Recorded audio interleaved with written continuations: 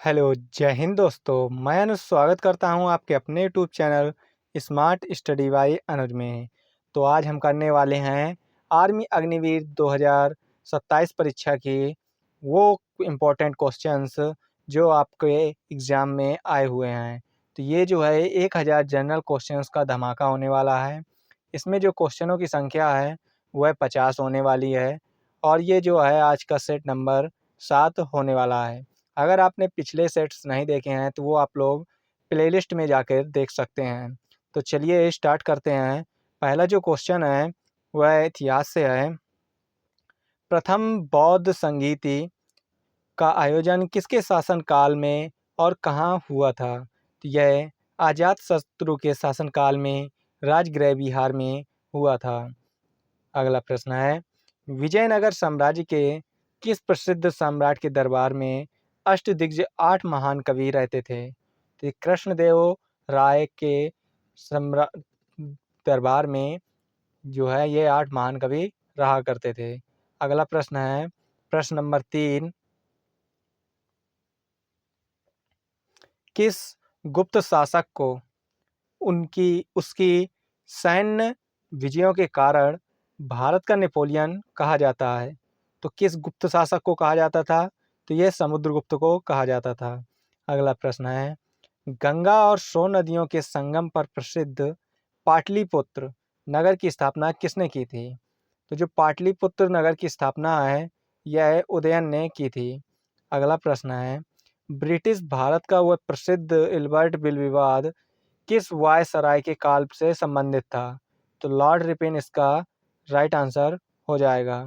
अगला प्रश्न है, प्रश्न नंबर 6, नेताजी सुभाष चंद्र बोस ने कांग्रेस छोड़ने के बाद वर्ष 1939 में किस नए दल की स्थापना की थी? तो उस नए दल का नाम क्या है? वो फॉरवर्ड ब्लॉक राइट आंसर हो जाएगा। अगला प्रश्न है, तराइन का प्रथम युद्ध 1191 ईस्वी किन दो शासकों के बीच लड़ा गया था? तो तराइन का जो प्रथम युद्ध है यह पृथ्वीराज चौहान और मोहम्मद गौरी के बीच लड़ा गया था, जिसमें जो है पृथ्वीराज चौहान की विजय हुई थी। अगला प्रश्न है, दिल्ली सल्तनत के किस सुल्तान ने बाजारों को नियंत्रित करने के लिए बाजार नियंत्रण प्रणाली लागू की थी? तो किस ने लागू की थी? यह अलाउद्दीन खिलजी ने लागू की थी। तो इसका राइट आंसर अलाउद्दीन खिलजी हो जाएगा।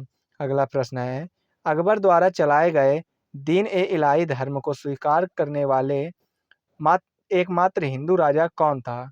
तो मात्र हिंदू राजा जो है बीरबल था, जिसका वास्तविक नाम महेश दास था।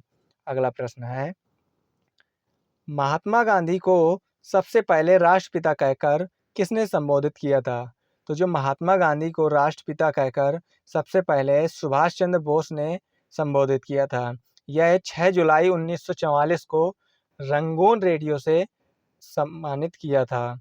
अगला प्रश्न है, ये जो अगले प्रश्न है ये भूगोल से होने वाले हैं, जियोग्राफी के। तो जियोग्राफी का पहला प्रश्न है, भारत का सबसे ऊंचा सीधा गिरने वाला जलप्रपात जोग या गरसोप्पा किस नदी पर और किस राज्य में स्थित है? तो यह शरावती नदी पर है और कर्नाटक में स्थित है। अगला प्रश्न है, ज्वालामुखी की तरह दिखने वाला प्रसिद्ध लोनार झील एक क्रिएटर झील भारत के किस राज्य में स्थित है? तो महाराष्ट्र इसका राइट आंसर हो जाएगा।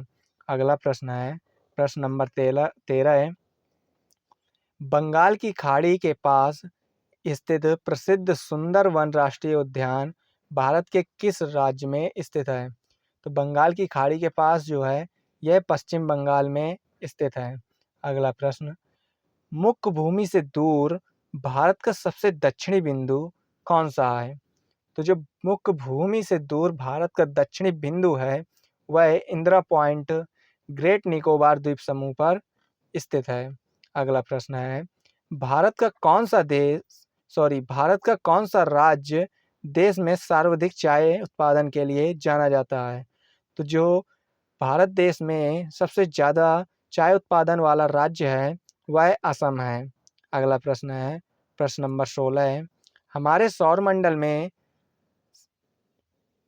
किस ग्रह को भोर का तारा या सांझा का तारा कहा जाता है? तो हमारे सौरमंडल में जो है भोर का तारा, सांझा का तारा शुक्र ग्रह को कहा जाता है। किसे कहा जाता है? तो यह शुक्र ग्रह को कहा जाता है। अगला प्रश्न है, मीठे पानी की विश्व की सबसे गहरी झील कौन सी है जो रूस के साइबेरिया क्षेत्र से में स्थित है? तो यह बैकाल झील इसका राइट आंसर हो जाएगा। अगला प्रश्न है, उत्तर से दक्षिण को जोड़ने वाला भारत का सबसे लंबा राष्ट्रीय राजमार्ग कौन सा है? तो जो भारत का सबसे लंबा राष्ट्रीय राजमार्ग है वह है NH 44 श्रीनगर से कन्याकुमारी तक स्थित है। अगला प्रश्न है, उत्तर प्रदेश का एकमात्र राष्ट्रीय उद्यान दुधवा राष्ट्रीय उद्यान किस जिले में स्थित है? तो जो दुधवा राष्ट्रीय उद्यान है यह लखीमपुर खीरी में स्थित है। अगला प्रश्न है, वायुमंडल की सबसे निचली परत कौन सी है जिसमें बादल, आंधी और वर्षा जैसी मौसम संबंधी घटनाएं होती हैं? तो क्षोभ मंडल इसका राइट आंसर हो जाएगा। अगला जो टॉपिक है वह अपना पॉलिटी से है। तो पहला क्वेश्चन, भारत के मूल संविधान में कुल कितने मौलिक अधिकार थे और वर्तमान में कितने हैं? तो जो भारत के मूल संविधान में है यह 7 थे और वर्तमान में 6 हैं। संपत्ति के अधिकार को हटा दिया गया है। अगला प्रश्न है, संविधान सभा की बैठकों के बाद किसे स्थायी अध्यक्ष परमानेंट चेयरमैन चुना गया था? तो जो परमानेंट चेयरमैन है ये डॉक्टर राजेंद्र प्रसाद को चुना गया था 11 दिसंबर 1946 को। अगला प्रश्न है, भारतीय संविधान में शामिल राज्य के नीति निर्देशक तत्व DPSP किस देश से के संविधान से प्रेरित है? तो आयरलैंड जो है इसका राइट आंसर हो जाएगा। अगला प्रश्न है, आपातकाल या किसी विशेष परिस्थिति में राष्ट्रपति को अध्यादेश जारी करने की शक्ति किस अनुच्छेद के तहत मिलती है? तो अनुच्छेद 123 के तहत अध्यादेश की शक्ति राष्ट्रपति को मिलती है। अगला प्रश्न है, भारतीय संसद के निचले सदन यानी लोकसभा के प्रथम अध्यक्ष कौन थे? तो जो भारतीय संसद के निचले सदन यानी लोकसभा के जो प्रथम अध्यक्ष हैं वो गणेश वासुदेव मालवलंकर हैं, जिन्हें GV मावलंकर कहते हैं। अगला प्रश्न है, भारतीय संविधान में वित्तीय आपातकाल का प्रावधान किस अनुच्छेद में है और यह भारत में अब कितनी बार लगा है?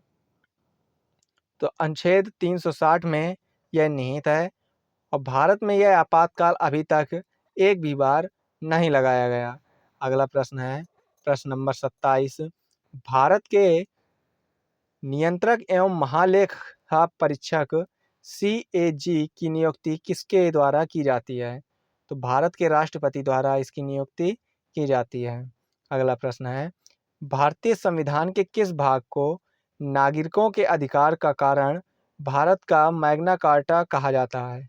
तो भाग 3 मौलिक अधिकार इसका राइट आंसर हो जाएगा। अगला प्रश्न है, भारत में मतदान वोट करने की न्यूनतम आयु 21 वर्ष से घटाकर 18 वर्ष किस संविधान संशोधन द्वारा की गई थी? तो जो भारत में है वर्ष 2021 से घटाकर 2018 मतदान की आयु कब की गई थी? तो यह की गई थी 61वां संविधान संशोधन अधिनियम 1989 के तहत की गई थी। अगला प्रश्न है, प्रश्न नंबर 30, भारत के सर्वोच्च न्यायालय के न्यायाधीशों की सेवानिवृत्ति की अधिकतम आयु सीमा कितनी है? तो 65 वर्ष में भारत के सर्वोच्च न्यायालय को सस्पेंड कर दिया जाता है, उसको रिटायर कर दिया जाता है। अगला जो टॉपिक है यह अपना साइंस का टॉपिक है। अगला प्रश्न साइंस से है, मानव शरीर में अशुद्ध रक्त की शुद्धिकरण किस मुख्य अंग में होता है? तो मुख्य अंग का नाम है किडनी, जिसे वृक्क भी कहते हैं। अगला प्रश्न है, मानव शरीर में हड्डियों और दांतों को मजबूत निर्माण के लिए मुख्य रूप से किन तत्वों की आवश्यकता होती है? तो इसका जो राइट आंसर है वो कैल्शियम और फास्फोरस इसका राइट आंसर हो जाएगा।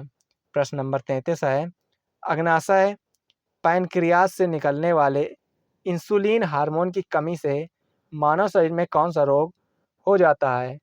तो इंसुलिन की कमी से जो है मानव शरीर में मधुमेह, डायबिटीज, शुगर होता है। अगला प्रश्न है, भौतिक विज्ञान में प्रकाश वर्ष लाइट ईयर का उपयोग किसकी इकाई या मात्रक के रूप में किया जाता है? तो जो लाइट ईयर प्रकाश वर्ष है यह खगोलीय दूरी डिस्टेंस मापने के लिए किया जाता है। अगला प्रश्न है, लोहे को जंग से बचाने के लिए उस पर जस्ते की पतली परत चढ़ाने की वैज्ञानिक प्रक्रिया को क्या कहते हैं? तो जो जिंक की पतली परत लोहे पर जंग से बचाने के लिए चढ़ाई जाती है उसे गैल्वेनाइजेशन जस्तीकरण कहते हैं। अगला प्रश्न है, जीव विज्ञान में अनुवांशिकी का जनक फादर ऑफ जेनेटिक्स किसे माना जाता है? तो जो फादर ऑफ जेनेटिक्स है यह ग्रेगर जॉन मेंडल को माना जाता है। अगला प्रश्न है, प्रयोगशालाओं और उद्योगों में उपयोग होने वाली शुष्क बर्फ ड्राई आइस वास्तव में क्या होती है? तो जो ड्राई आइस है यह ठोस कार्बन डाइऑक्साइड सॉलिड CO2 होती है। अगला प्रश्न है, एक वयस्क मनुष्य के शरीर में पसलियों रिब्स की कुल संख्या कितनी होती है? तो एक वयस्क मनुष्य के शरीर में जो पसलियों की संख्या है वह 24 पसलियां होती हैं, यानी 12 जोड़ी। अगला प्रश्न है, रेबीज या हाइड्रोफोबिया नामक जानलेवा बीमारी शरीर में किसके माध्यम से फैलती है? तो जो रेबीज है यह पागल कुत्ते या बिल्ली के काटने से फैलती है। यह वायरस जनित रोग है। अगला प्रश्न है, प्रश्न नंबर 40, ब्रह्मांड के पिंडों के बीच लगने वाले गुरुत्वाकर्षण का सिद्धांत लॉ ऑफ ग्रेविटेशन किसने प्रतिपादित किया था? तो जो लॉ ऑफ ग्रेविटेशन है यह सर आइजैक न्यूटन ने प्रतिपादित किया था। अगला जो टॉपिक है यह स्टैटिक जीके और डिफेंस से होने वाला है। तो चलिए इसको देखते हैं। पहला क्वेश्चन, प्रसिद्ध शास्त्रीय नृत्य कुचिपुड़ी का जो संबंध है वो मुख्य रूप से भारत के किस राज्य से है? तो जो शास्त्रीय नृत्य कुचिपुड़ी है यह आंध्र प्रदेश से संबंधित है। अगला प्रश्न है, खिलाड़ियों को प्रशिक्षण देने वाले भारत के सबसे बड़े संस्थान नेताजी सुभाष राष्ट्रीय खेल संस्थान NIS कहाँ स्थित है? तो पटियाला पंजाब इसका राइट आंसर हो जाएगा। प्रश्न नंबर 43 है, वैश्विक स्वास्थ्य की देखरेख करने वाली संस्था विश्व स्वास्थ्य संगठन WHO का मुख्यालय कहाँ है? तो इसका जो राइट आंसर है वो जिनेवा स्विट्जरलैंड हो जाएगा। अगला प्रश्न है, अंग्रेजी भाषा में लिखे गए उपन्यासों के लिए दिया जाने वाला दुनिया का प्रसिद्ध मैन बुकर पुरस्कार किस क्षेत्र से संबंधित है? तो साहित्य क्षेत्र से यह संबंधित है। अगला जो प्रश्न है प्रश्न नंबर 45, हमारे सौरमंडल का वह कौन सा ग्रह है जो आकार में सबसे छोटा और सूर्य के सबसे निकट है? तो जो आकार में सबसे छोटा और सबसे सूर्य के निकट ग्रह है वह बुध ग्रह मरकरी ग्रह है। अगला प्रश्न है, भारतीय साहित्य का सर्वोच्च सम्मान ज्ञानपीठ पुरस्कार पाने वाली पहली भारतीय महिला कौन थी? तो जो भारतीय साहित्य का सर्वोच्च सम्मान ज्ञानपीठ पुरस्कार पाने वाली भारत की पहली महिला जो है आशा पूर्णा देवी हैं, जिन्हें 1976 में पुरस्कार मिला था। अगला प्रश्न है, भारत और ओमान की वायु सेनाओं के बीच आयोजित होने वाले द्विपक्षीय सैन्य अभ्यास का नाम क्या है? तो जो भारत और ओमान के बीच वायु सेनाओं के बीच आयोजित होने वाले द्विपक्षीय सैन्य अभ्यास का नाम है वह ईस्टर्न ब्रिज अभ्यास इसका राइट आंसर है। अगला प्रश्न है प्रश्न नंबर 48, एशियाई शेरों के संरक्षण के लिए प्रसिद्ध गिर राष्ट्रीय उद्यान भारत के किस राज्य में स्थित है? तो जो गिर राष्ट्रीय उद्यान है, ये भारत के गुजरात राज्य में स्थित है। अगला प्रश्न है, बंकिम चंद्र चटर्जी द्वारा रचित वंदे मातरम को भारत के राष्ट्रीय गीत के रूप में संविधान सभा ने कब स्वीकार किया था? तो जो बंकिम चंद्र चटर्जी द्वारा रचित वंदे मातरम गीत है, यह 14 जनवरी 1950 को स्वीकार किया गया था। अगला और अंतिम प्रश्न है, प्रश्न नंबर 50। भारत की प्रसिद्ध अंतरिक्ष एजेंसी भारतीय अंतरिक्ष अनुसंधान संगठन इसरो का मुख्यालय कहाँ स्थित है? तो जो इसरो का मुख्यालय है, यह बेंगलुरु कर्नाटक में स्थित है। अगर ये वीडियो आप लोगों को अच्छा लगा हो तो हमारे चैनल को सब्सक्राइब करें और ज़्यादा से ज़्यादा इस वीडियो को शेयर करें, ताकि जितने भी भाई लोग एग्ज़ाम की तैयारी कर रहे हैं, वो बढ़िया तरीके से अपने एग्ज़ाम की तैयारी कर सकें।